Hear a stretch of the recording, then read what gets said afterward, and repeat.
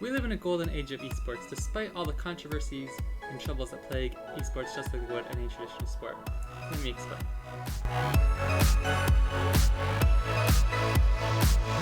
In 2018, Statista published this graph describing the revenue expected for just the United States for esports. A total over $1 billion, which when compared to some of the top traditional sports leagues, is still a long ways to go before it tops the list by any means. But comparably to the biggest soccer league in the world, the Premier League, it's about a third of that, and that's just what they predicted in 2019. And as it grows bigger and bigger each year, that number gets closer and closer. Obviously, to keep in perspective though, the Premier League is one soccer league of all the hundreds that are out there, while the esports revenue counts as every game in the US. But either way, it's nothing to scoff at, as the esports community grows and grows and more money is pumped into the system to support it. This is shown through the expenditure through major sports owners like Cronky Sports here, while the Los Angeles Rams, Arsenal, Denver Nuggets, and Colorado Avalanche in the summer of 2019 bought Echo Fox's League of Legends slots for over $30 million. Other sports owners are getting more involved in the esports craze too, such as Robert Kraft, who owns the Boston Uprising, the team in the Overwatch League. And not only that, popular traditional sports figures are also getting involved in the esports scene, with recently retired Jay Ajayi, running back for the Eagles, joined Philadelphia Union for the EMLS League. Apparently that isn't going to such a hot start though, as he's 0-9 at the bottom of the standings. But either way, it's exciting to see these big figures get involved, although this does not necessarily mean it's the golden age of esports, and let me explain why that is. This right here is a picture of the San Francisco Shock, the recent winners of the Overwatch Grand Finals. The big thing here is it's in person. This isn't a stadium. These major events aren't online anymore. They're in person, and the big thing here is that it's going to be for more and more events, not just the Grand Finals.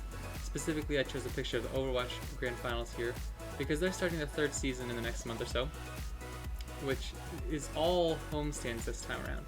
The past season, there were 4 homestands, I believe, like some in Dallas, something like that, where there'd be one weekend where a few teams come and play, but now every game will be played at a homestand. For example, the London Spitfire might be hosting a weekend where they play the Shock and the Valiant. I don't know the actual schedule, I forgot to look that up. But for example, they might be playing the Shock and the Valiant. And so the Spitfire will play the Shock, and the next day they'll play the Valiant. But on the day before, the Valiant might play the Defiant, and the next day, etc., etc. So there are about 5, 16, or 4 16s, whatever it is, coming each weekend to play at these homestands, while there are more homestands going around the world. The big talking point for this is that they won't be able to drive in enough revenue because they'll be losing a lot of viewers on Twitch and stuff due to the lack of consistent times, and that when some games are being broadcast in China, a lot of the US viewers won't be able to watch, etc., etc.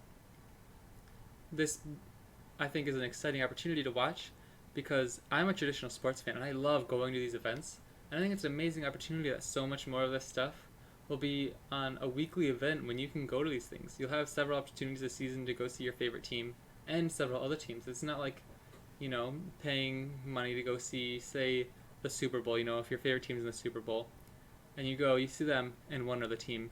Here it's a whole weekend where your team plays twice, and there are several other teams there to watch, so it's a really exciting time to see. Not only that, the Call of Duty World League launches this year, which has its own homestand type system where every team is going to be playing at a specific location in the world, not necessarily one singular location, kind of like last year the Overwatch League was all held in Los Angeles, except for a few homestands here and there. As that goes along too, we're seeing more revenue spikes in games like Rocket League, as this new, the most recent championship where Energy beat Renault Vitality, it brought in the most viewers of any RLCS final ever, even though not much has changed in the game. It's not a very meta-changing game like other games might be, but it's still consistently bringing more and more viewers. And because of that, it's an exciting time. At this moment, the reason that drove me to make this video was the amount of esports leagues starting in the next month. You have League of Legends, you have Rocket League, you have the CSGO major qualifications going, and I was really excited to get back into esports because it's been a while since I've been able to watch all this kind of stuff. As it's going on, the money that is coming into these teams now, because of all these things like the grand finals that people will pay money to go to every year on, and like the viewership spikes. This money is allowing these players to do this for a living. Whereas before, if even if you lose a few players here and there because the money just isn't enough, that's some of the best players in the world that can't do what they're best at because of the money. And for example, in the Overwatch League, players are making a minimum of $50,000 to play video games. How awesome is that? Like, if you pay me $50,000 for anything right now, I'd take it. Not only are we seeing the increase in pay for these premier elite athletes at the top of their game, we're seeing the academy leagues able to support them a lot more than they used to. For example, I know League of Legends, Overwatch all have developmental leagues like academy teams and stuff, and then Rocket League has the RLRS, the Rival Series, which is basically like a promotional league to get to the RLCS. And it's insane how wide of a community there is, where no matter what kind of game you follow, there's a huge scene for you to follow. And like, I love RLCS, I love Overwatch, but I can't follow all the teams. It's just like real sports.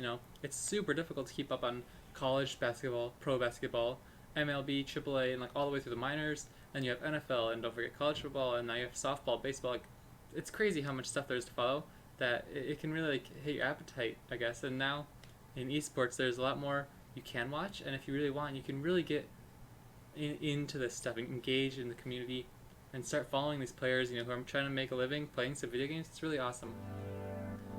So yeah, I wanted to point out that there are a lot of changes coming to some leagues, and some new leagues, and that even the old ones that are still going strong and haven't changed much in a while, they keep growing. And I wanted to thank you guys for watching. I've been Emrat. See you next time.